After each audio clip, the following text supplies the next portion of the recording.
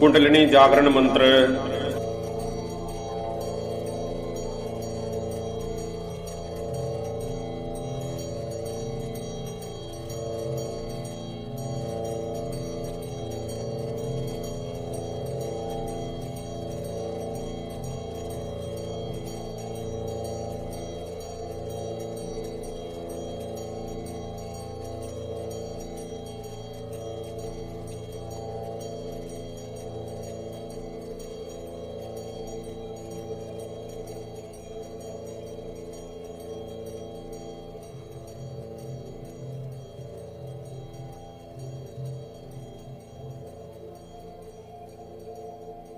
ओम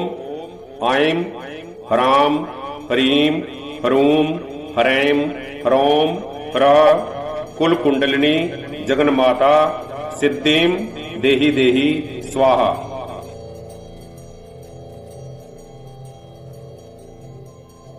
ओम ऐं ह्रां ह्रीं ह्रूं ह्रैं ह्रौं ह्रः कुल कुंडलिनी जगन्माता सिद्धिं देहि देहि स्वाहा।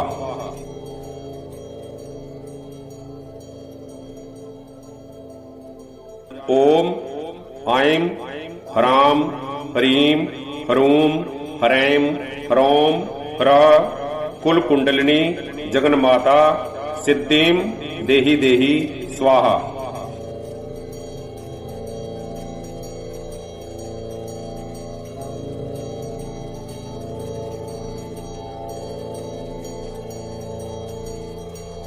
अथ कान्तं प्रवक्ष्यामि कुण्डली चेतनादिकम् सहस्रनाम सकलम् कुण्डलिन्या प्रियं सुखम् अष्टोत्तरं महापुण्यम् साक्षात् सिद्धिप्रदायकम् तव प्रेम वशेनैव कथयामि शृणुष्व तत् विना यजनयोगेन विना ध्यानेन यत्फलम् तत्फलम् लभते सद्यो विद्याया सुकृपा भवेत्। या विद्या भुवनेशानी त्रैलोक्य परिपूजिता सा देवी कुण्डली माता त्रैलोक्यम् पाति सर्वदा। तस्या नाम सहस्राणि अष्टोत्तरशतानि च। अथ कान्तं प्रवक्ष्यामि कुण्डली चेतनादिकम् सहस्रनाम सकलम् कुण्डलिन्या प्रियं सुखम्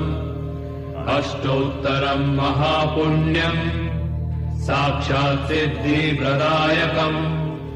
तव प्रेम वशेनैव कथयामि शृणुष्व तत्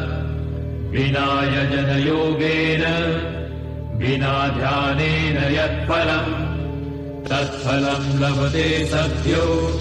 विद्याया सुकृपा भवेत्। या विद्या भुवनेशानी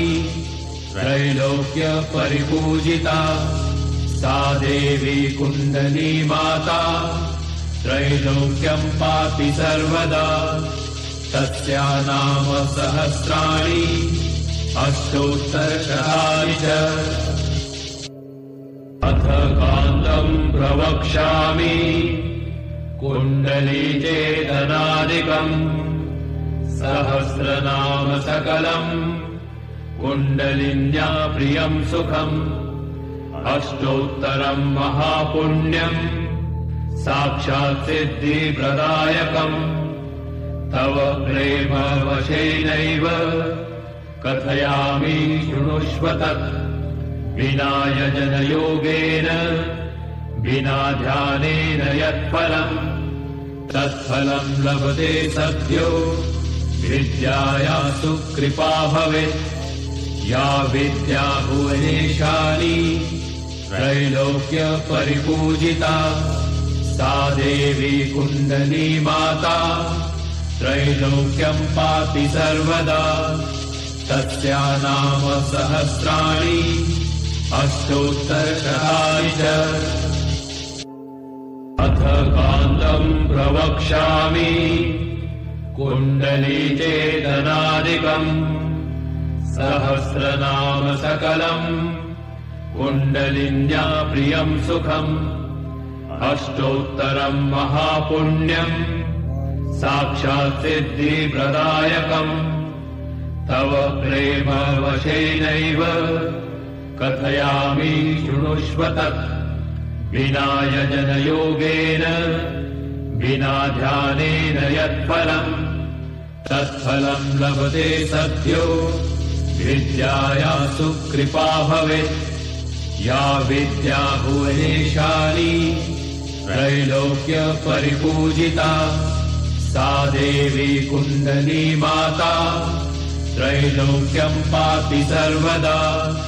तस्या नाम सहस्राणि अष्टोत्तरशतानि च अथ कान्तम् प्रवक्ष्यामि कुण्डलीचेतनादिकम्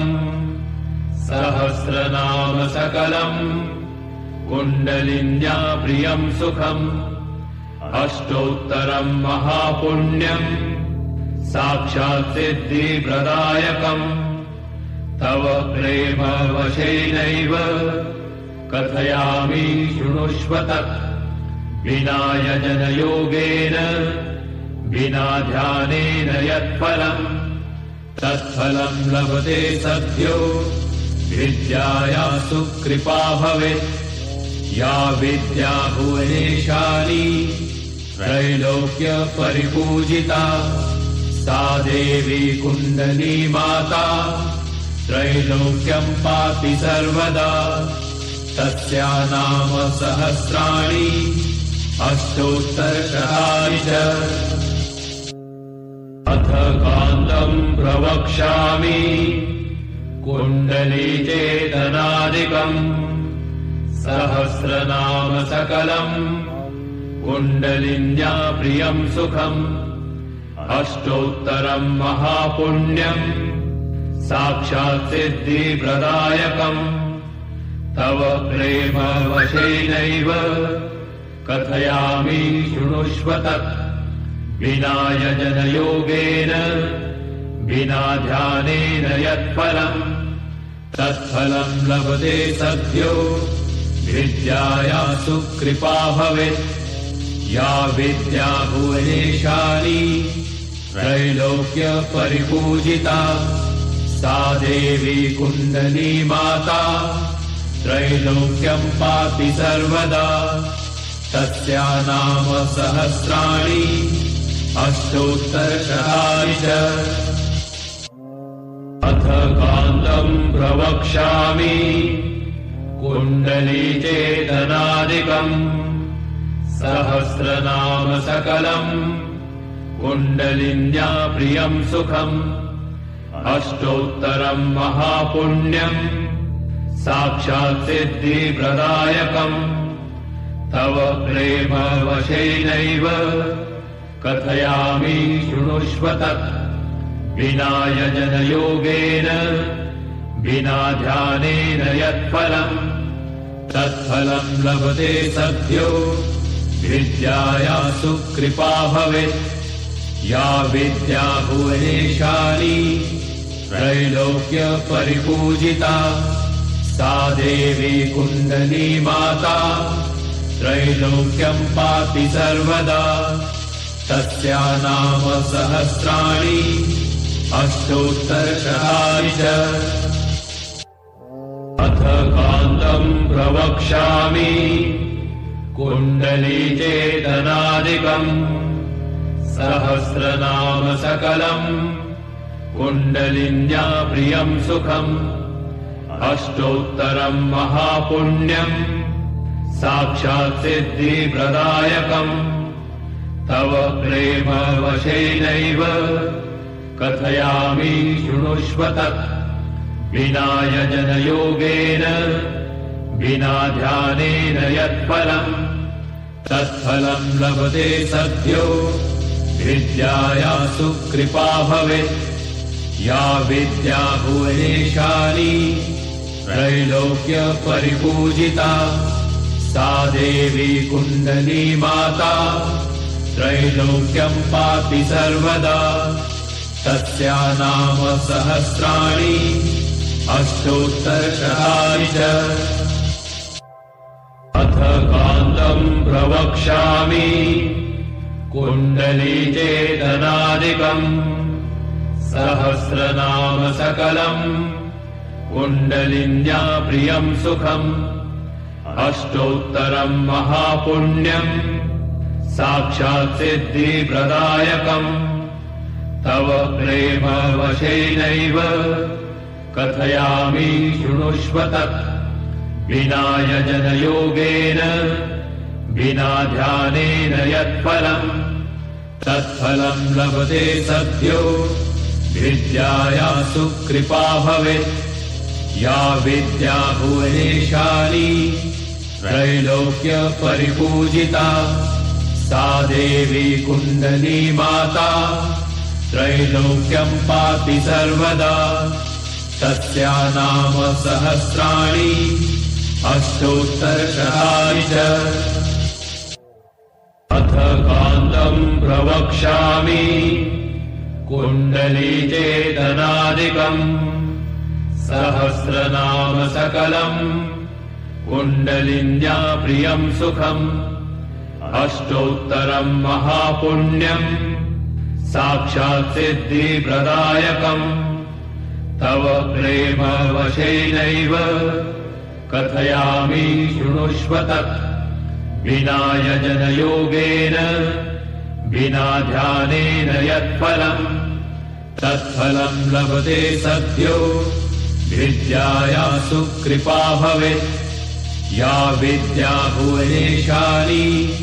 त्रैलोक्य परिपूजिता सा देवी कुण्डली माता त्रैलोक्यं पाति सर्वदा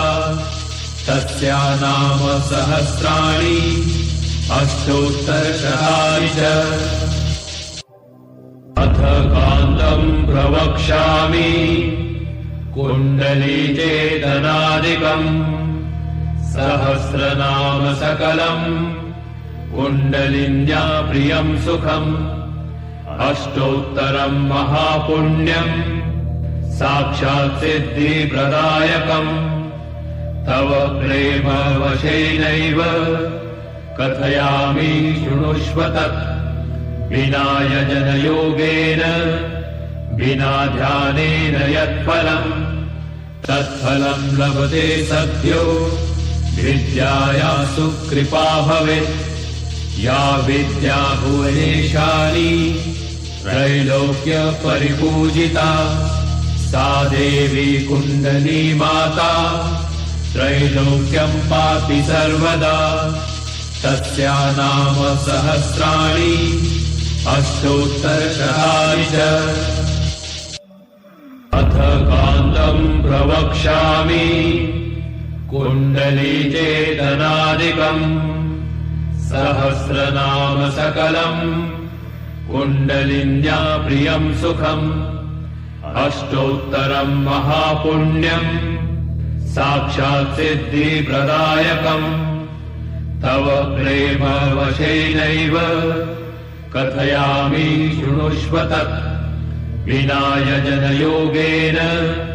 विना ध्यानेन यत्फलम् तत्फलं लभते सद्यो विद्याया सुकृपा भवेत् या विद्या भुवनेशाली त्रैलोक्य परिपूजिता सा देवी कुण्डली माता त्रैलोक्यं पाति सर्वदा तस्या नाम सहस्राणि अष्टोत्तरशतानि च अथ कान्तं प्रवक्ष्यामि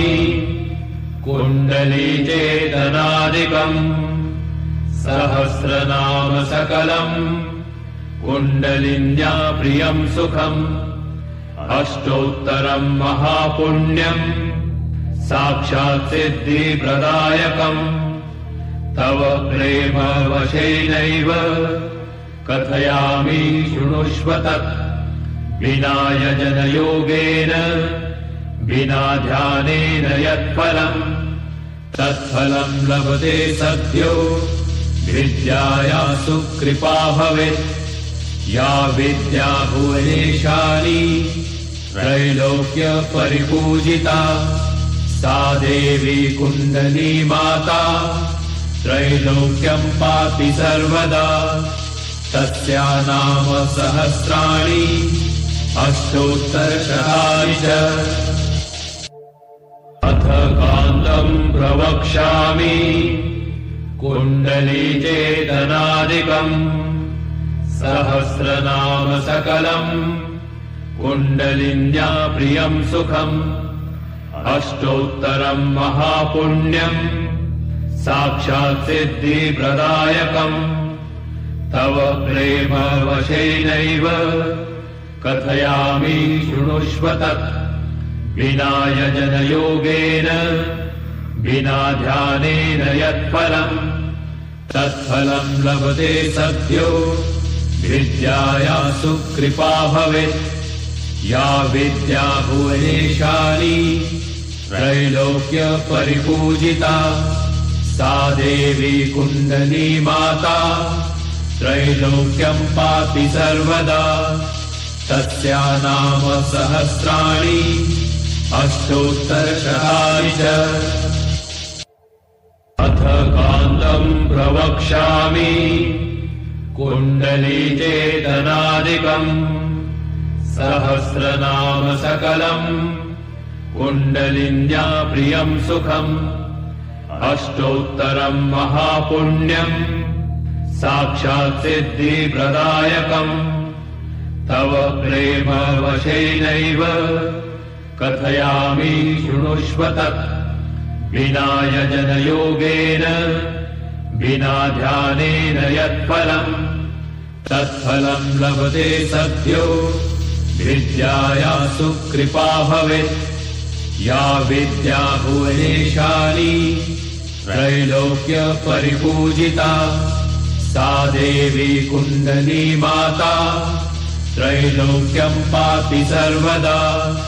तस्या नाम सहस्राणि अष्टोत्तरशतानि च अथ कान्तं प्रवक्ष्यामि कुण्डली चेतनादिकम् सहस्रनाम सकलम् कुण्डलिन्या प्रियं सुखम् अष्टोत्तरं महापुण्यम् साक्षात् सिद्धिप्रदायकम् तव प्रेम वशेनैव कथयामि शृणुष्व तत् विना यजनयोगेन विना ध्यानेन यत्फलम् तत्फलं लभते सद्यो विद्यायासु कृपा भवेत् या विद्या भुवनेशानी त्रैलोक्य परिपूजिता सा देवी कुण्डली माता त्रैलोक्यं पाति सर्वदा तस्या नाम सहस्राणि अष्टोत्तरशतानि च अथ कान्तं प्रवक्ष्यामि कुण्डली चेतनादिकम् सहस्रनाम सकलम् कुण्डलिन्या प्रियं सुखम् अष्टोत्तरं महापुण्यम् साक्षात् सिद्धिप्रदायकम् तव प्रेम वशेनैव कथयामि शृणुष्व तत्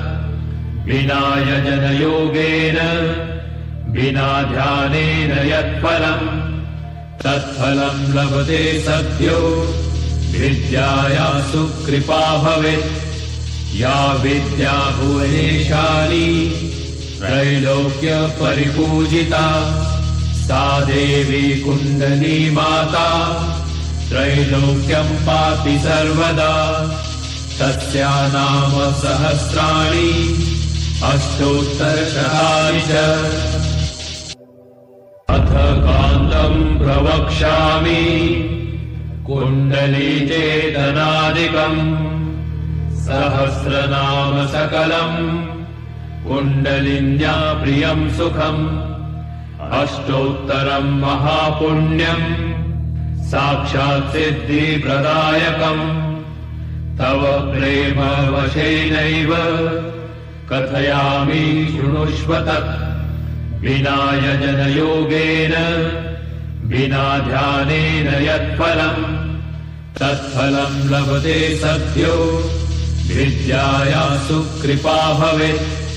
या विद्या भुवनेशानि त्रैलोक्य परिपूजिता सा देवी कुण्डली माता त्रैलोक्यम् पाति सर्वदा तस्या नाम सहस्राणि अष्टोत्तरशतानि च अथ कान्तम् प्रवक्ष्यामि कुण्डली चेतनादिकम् सहस्रनाम सकलम् कुण्डलिन्या प्रियम् सुखम् अष्टोत्तरम् महापुण्यम् साक्षात् सिद्धिप्रदायकम् तव प्रेम वशेनैव कथयामि शृणुष्व तत् विना यजनयोगेन विना ध्यानेन यत्फलम् तत्फलम् लभते सद्यो विद्याया सुकृपा भवेत् या विद्या भुवनेशानि त्रैलोक्य परिपूजिता सा देवी कुण्डली माता त्रैलोक्यम् पाति सर्वदा तस्या नाम सहस्राणि अष्टोत्तरशतानि च अथ कान्तम् प्रवक्ष्यामि कुण्डली चेतनादिकम् सहस्रनाम सकलम् कुण्डलिन्या प्रियम् सुखम् अष्टोत्तरम् महापुण्यम् साक्षात् सिद्धिप्रदायकम्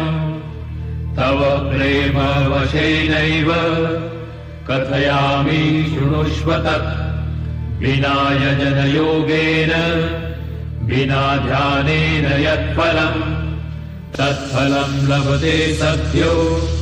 विद्याया सुकृपा भवेत् या विद्या भुवनेशानि त्रैलोक्य परिपूजिता सा देवी कुण्डली माता त्रैलोक्यम् पाति सर्वदा तस्या नाम सहस्राणि अष्टोत्तरशतानि च अथ कान्तम् प्रवक्ष्यामि कुण्डली